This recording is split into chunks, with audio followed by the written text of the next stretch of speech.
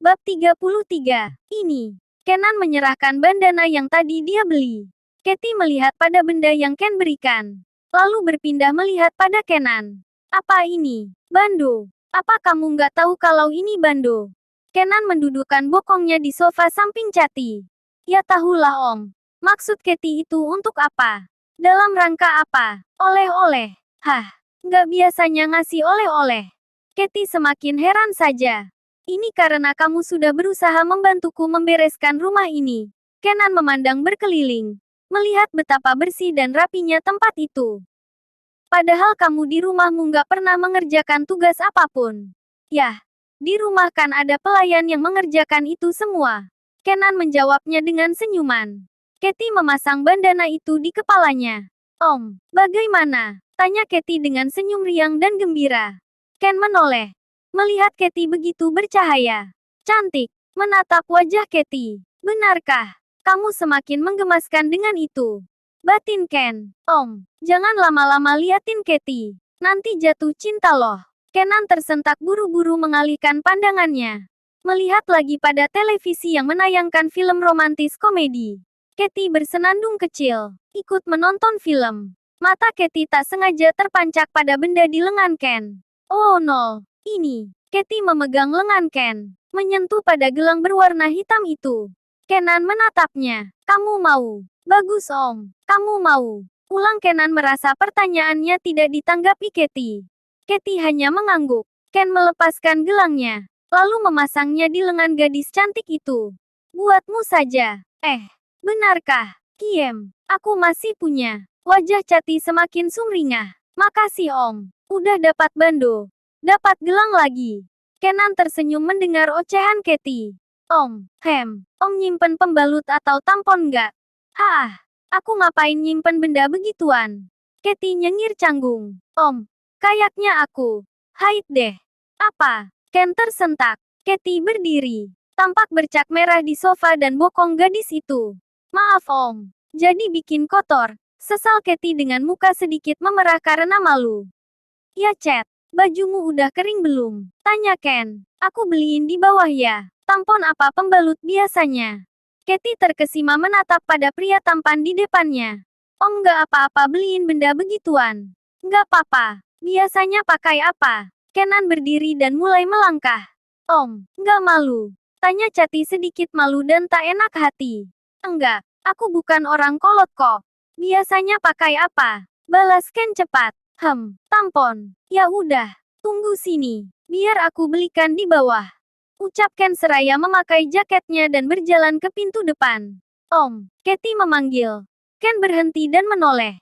Makasih. Ucap Katie lirih. Kenan hanya melirik dan tersenyum kecil.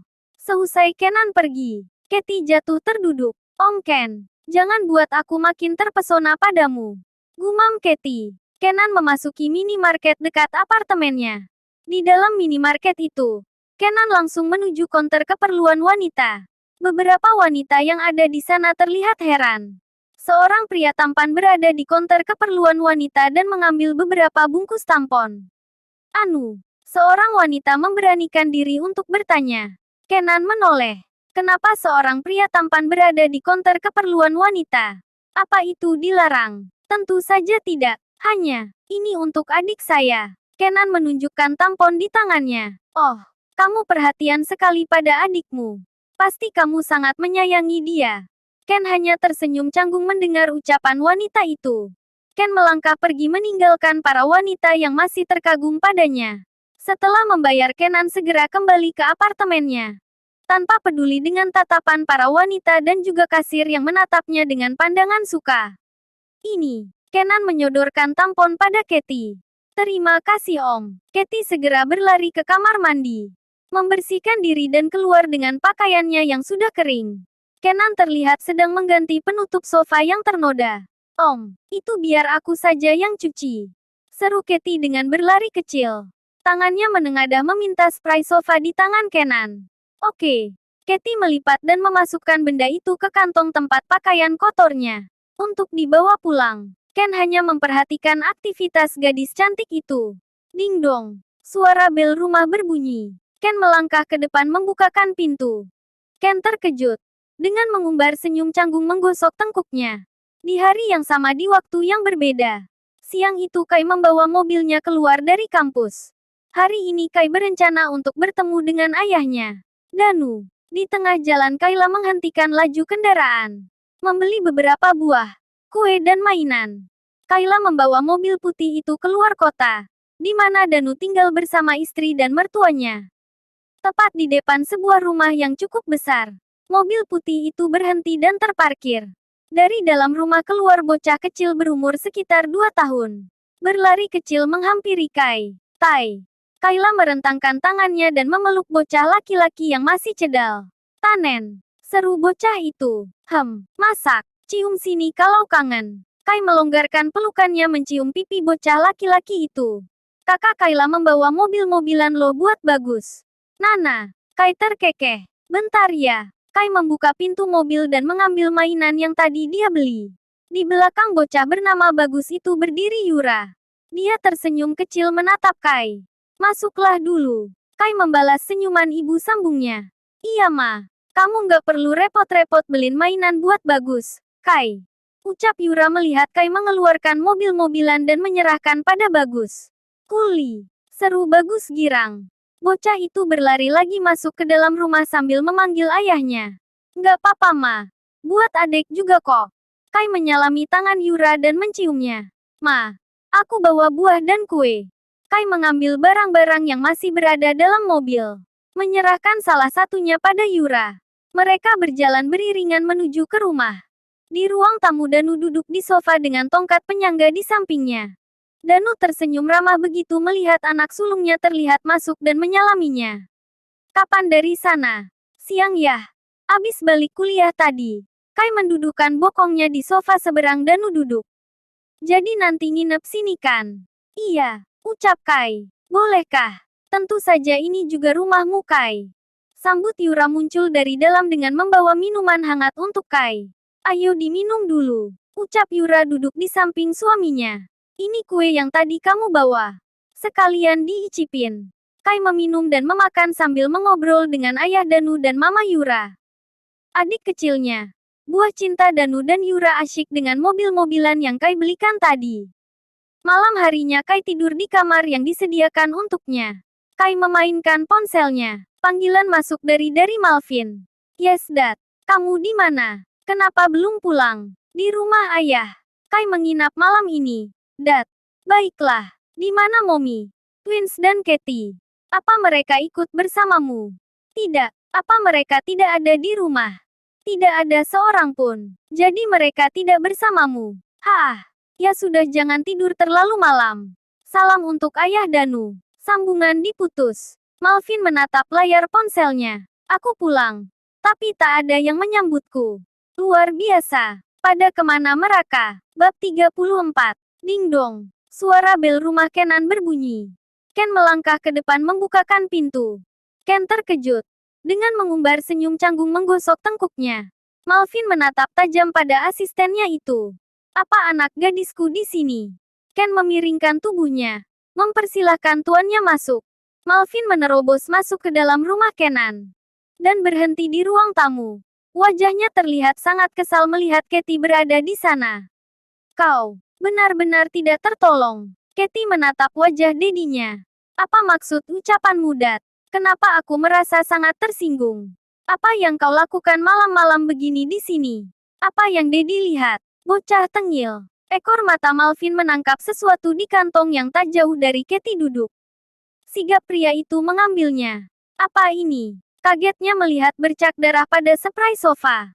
Mata Malvin langsung mendelik tajam. Menatap kedua insan, yang kini ada di dalam ruangan itu. Dengan marah, Malvin mengambil ponsel dari saku. Melakukan panggilan telepon. Sayang, Katie ada di sini. Malvin terdiam sejenak. Panggil penghulu kemari. Katie dan Kenan tersentak kaget dengan ucapan Malvin. Bersamaan berucap, apa? Tuan Malvin kurasa ada kesalahpahaman di sini. Mari kita bicarakan baik-baik. Bujuk Ken. Membicarakan apa? Melirik tajam pada asistennya itu. Apa yang mau dibicarakan? Malvin mengayun-ayunkan spray yang ternoda di depan wajah Kenan. Tak kusangka kau bisa melakukan hal semacam ini. Kesal Malvin semakin kalap menatap pada Cathy anaknya. Bukan begini caraku mendidikmu. Apa? Apa memangnya yang aku lakukan? Masih berani mengelak. Malvin melemparkan spray bernoda merah itu pada Cathy. Cathy tersenyum tak percaya. Dad, ini, aku tidak peduli. Kalian harus menikah malam ini. Tegas Malvin menatap tajam dengan amarah. Cathy mengusap wajahnya kasar. Tuan, ini tak seperti yang Anda pikirkan. Ucap Ken mencoba menjelaskan. Kenan, aku tidak menyangka kau bisa berlaku gila pada putriku. Aku tahu dia menyukaimu tapi ini sangat keterlaluan. Tuan, tolong dengarkan aku. Kau membuatku kecewa. Cathy masih anak-anak. Dia putri kecilku. Bagaimana bisa kau lakukan ini padanya? Malvin mencoba mengatur emosinya. Serigala tetap saja serigala. Malam itu, akhirnya mau tak mau Kenan dan Cathy dinikahkan juga. Setelah semua orang yang tak berkepentingan pulang, tinggallah di sana Malvin, Embun dan pasangan yang baru saja resmi menjadi suami istri itu duduk di ruang tamu. Malvin menghela nafasnya kasar, menatap tajam pada Ken dan Cathy.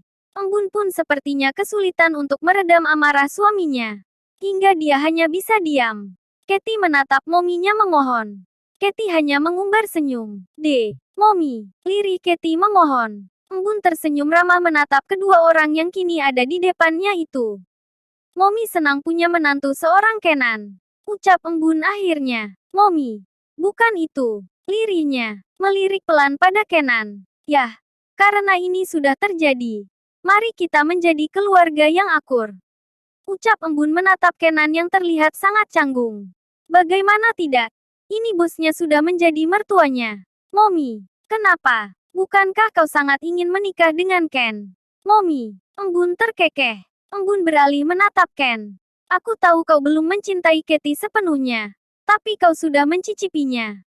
Jadi kurasa, Momi, siapa yang bilang begitu? Apakah itu Daddy? Sela Cathy frustasi. Kali ini Cathy sungguh merasa tidak enak pada Ken karena kesalahpahaman Daddy-nya. Cobalah untuk mendengarkan kami dulu. Mohon Cathy. Tidak ada maling yang mau mengaku. Kalau iya, penjara penuh. Sela Malvin mencemooh menatap kedua orang di depannya itu. Daddy, tak bisakah? Cathy makin frustasi dengan cemoohan Daddy-nya itu. Yang paling membuat Cathy tak enak hanyalah Kenan. Karena dengan terpaksa pria malang itu jadi menikah dengannya. Cathy sudahlah kenapa malah ribut.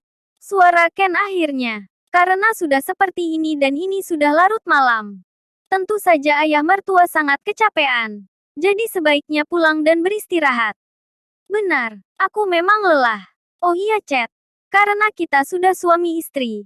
Jadi kau menginap di sini saja. Senyum Kenan dengan lebar yang sedikit dipaksakan. Apa? Malvin mendelik tak percaya pada Kenan. Apa sekarang kau bermaksud menggarapnya malam ini? Sentak Malvin kesal. Daddy pertanyaan macam apa itu? Aku sedang masa siklusku bagaimana bisa melakukan hal itu? Apa? Malvin dan Embun tersentak bersamaan. Keduanya saling bertatapan. Jadi, darah pada spray sofa itu adalah darah haid. Potong Cathy malu dan frustasi. Itu, memang darah haid. Sayang. Ucap Embun setelah keluar dari kamar mengecek bersama Cathy. Atas permintaan Malvin karena tidak percaya. Malvin melemas. Jadi aku menikahkan anakku karena kebodohan. Benar. Apa Daddy sekarang baru sadar?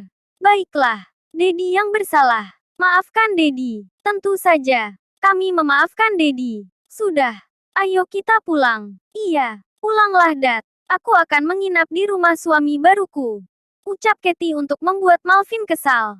Cathy, di mana rasa malumu? Apa kau akan merayu pria yang lebih tua darimu? Merayu suami sendiri tentu tidak salah bukan? Daddy, Cathy, geram Malvin. Terima kasih Tuan Ayah Mertua. Berkat Anda saya tidak tidur sendiri lagi. Timpal Kenan yang juga ingin membuat Malvin kesal.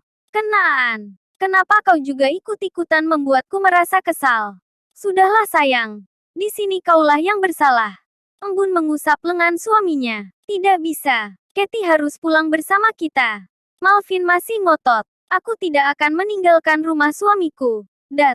Cathy merangkul lengan Kenan dan bersandar manja di sana. Benar sayang. Mari kita menikmati malam yang indah ini berdua. Sialan serigala tua ini. Umpat Malvin kesal hendak menendang menantu barunya itu. Sudah sayang. Ayo kita kembali. Biarkan Katie menginap semalam di sini. Ucap embun menarik lengan suaminya keluar dari apartemen Kenan. Terima kasih Momi. Atas pengertiannya pada pengantin baru ini. Ucap Katie dengan senyum kecil. Sayang. Kita tidak bisa pergi tanpa putri kecilku. Rengek Malvin masih belum bisa terima Katie ditinggalkan begitu saja dengan Kenan. Selamat jalan ayah mertua. Seru Kenan melambaikan tangannya. Tentu membuat Malvin menatap sinis. Sudah ayo pulang. Embun masih terus menarik suaminya. Sayang tolong. Hati-hati ayah mertua. Sudahlah ayo. Embun masih menarik suaminya itu hingga hilang di balik pintu apartemen Kenan. Katie dan Kenan menghela nafas lega. Katie melepas lengan Ken perlahan. Karena mereka sudah suami istri. Mereka malah jadi canggung.